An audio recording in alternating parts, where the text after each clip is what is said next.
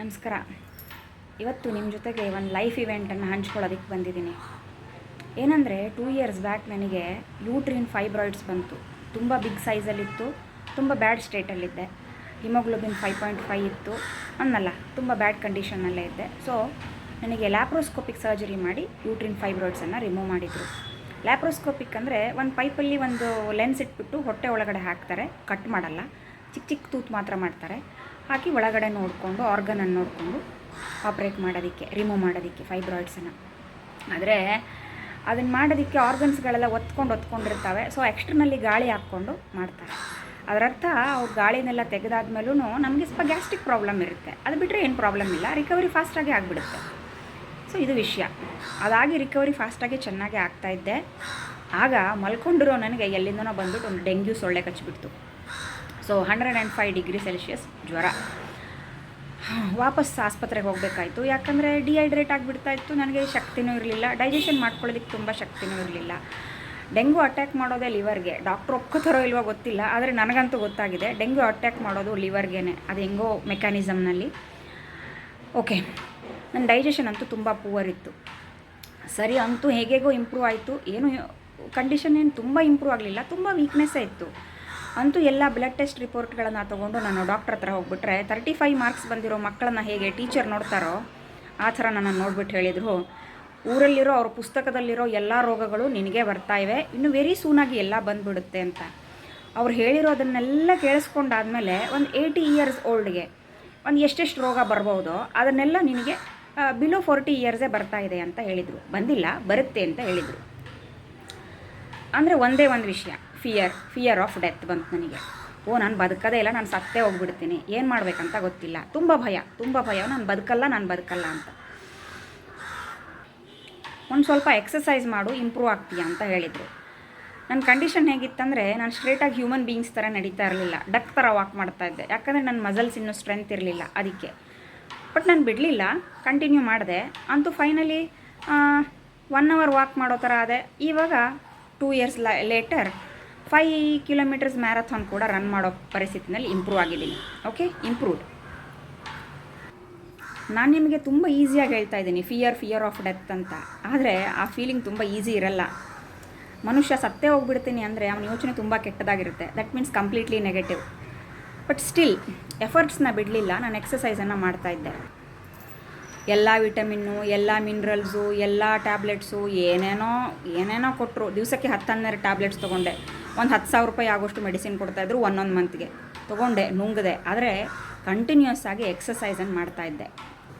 ನಿಜ ಹೇಳಬೇಕಂದ್ರೆ I was at my worst. ನನ್ನ ಅತೀ ಕೆಟ್ಟ ಕಂಡೀಷನ್ನಲ್ಲಿದ್ದೆ.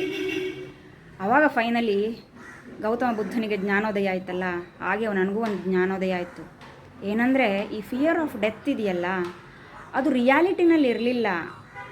ಜನ ಹುಟ್ಟಿದವರೆಲ್ಲ ಸತ್ತೋಗಲೇಬೇಕು, ಆದರೆ ನಾನು ಇವಾಗ ಸಾಯ್ತಾ ಇರಲಿಲ್ಲ, ಬರೀ ನನ್ನ ತಲೆನಲ್ಲಿತ್ತು. ಶಿವರುದ್ರಪ್ಪ ಅವರು ಒಂದು ಹಾಡು ಬರೆದಿದ್ದಾರಲ್ಲ, ಎಲ್ಲಿದೆ ನಂದನ ಎಲ್ಲಿದೆ ಬಂಧನ ಎಲ್ಲ ಇವೆಯೈ ನಮ್ಮೊಳಗೆ, ಒಳಗಿನ ತಿಳಿಯನು ಕಲಕದೆ ಇದ್ದರೆ ಅಮೃತದ ಸವಿ ಇದೆ ನಾಲಗೆಗೆ ಅಂತ. ಆ ಜ್ಞಾನೋದಯ ಆಯಿತು ನನಗೆ. ನನ್ನ ತಲೆಯಲ್ಲಿ ಇರೋದು ಫಿಯರು ನನಗೆ ನರಕವನ್ನು, ಹೆಲ್ಲನ್ನು ಕ್ರಿಯೇಟ್ ಮಾಡ್ತಾಯಿದೆ. ಸತ್ತೋದ ಮೇಲಿಂದ ಆಮೇಲೆ ನೋಡ್ಕೊಳ್ಳೋಣ, ಬದುಕಿರುವಾಗ ಯಾಕೆ ನಾನು ನರಕದಲ್ಲಿ ಬದುಕಬೇಕು, ಯಾಕೆ ನಂದನ ಸಂತೋಷವನ್ನು ಕ್ರಿಯೇಟ್ ಮಾಡ್ಕೊಳ್ಬಾರ್ದು. ನನ್ನ ಇಮ್ಯಾಜಿನೇಷನ್ನಲ್ಲೇ ಇರೋದಾದರೆ, ರಿಯಾಲಿಟಿನಲ್ಲಿ ಇಲ್ಲ ಅಂತಾದರೆ ಯಾಕೆ ಸಂತೋಷವನ್ನು ಕ್ರಿಯೇಟ್ ಮಾಡಬಾರ್ದು, ನಾನು ಯಾಕೆ ಹ್ಯಾಪಿಯಾಗಿರಬಾರ್ದು, ನಾನು ಯಾಕೆ ಹ್ಯಾಪಿನೆಸ್ಸನ್ನು ಡಿಸರ್ವ್ ಮಾಡ್ತಾ ಇಲ್ಲ ಅಂತ ಯೋಚನೆ ಮಾಡಿದಾಗ ನನಗೆ ಖಂಡಿತವಾಗಿಯೂ ಜ್ಞಾನೋದಯ ಆಯಿತು. ಆವತ್ತಿನ ಒಂದೇ ಒಂದು ಡಿಸಿಷನ್ ಏನಂದರೆ, ನಾನು ಪಾಸಿಟಿವ್ ಆಗಬೇಕು, ಪಾಸಿಟಿವ್ ಆಗಿ ಬದಲಾಗಲೇಬೇಕು ಮತ್ತು ಹ್ಯಾಪಿನೆಸ್ಸನ್ನು ನಾನು ನನ್ನ ಜೀವನದಲ್ಲಿ ತಂದ್ಕೋಬೇಕು ಅಂತ. ಅದೊಂದೇ ಡಿಸಿಷನ್ ತುಂಬ ಬದಲಾವಣೆ ಮಾಡ್ತು. ಎಲ್ಲ ಥರದ ಪ್ರಯತ್ನಗಳನ್ನು ಮಾಡೋದಕ್ಕೆ ಶುರು ಮಾಡಿದೆ. ಒಂದು, ಫಿಸಿಕಲಿ ಗಟ್ಟಿಯಾಗಬೇಕು, ಎಕ್ಸಸೈಸ್ ಮಾಡೋದು. ಇನ್ನೊಂದು, ಮೆಂಟಲಿ ಪಾಸಿಟಿವ್ ಆಗಬೇಕು, ಒಳ್ಳೆಯ ಯೋಚನೆ ಮಾಡಬೇಕು, ಒಳ್ಳೆಯ ಆಹಾರ ತೊಗೋಬೇಕು, ಎಲ್ಲ ರೀತಿಯಲ್ಲೂ ಪಾಸಿಟಿವ್. ಯಾವುದಾದ್ರು ವ್ಯಕ್ತಿ ನನಗೆ ನೆಗೆಟಿವ್ ಎನರ್ಜಿಯನ್ನು ಕ್ರಿಯೇಟ್ ಮಾಡ್ತಾ ಇದ್ದಾನೆ ಅಂತ ಆದರೆ ಅವ್ರನ್ನ ಸ್ವಲ್ಪ ದಿವಸಗಳ ಕಾಲ ದೂರನೇ ಇಟ್ಬಿಟ್ಟೆ. ಎಲ್ಲ ರೀತಿ ಪಾಸಿಟಿವ್.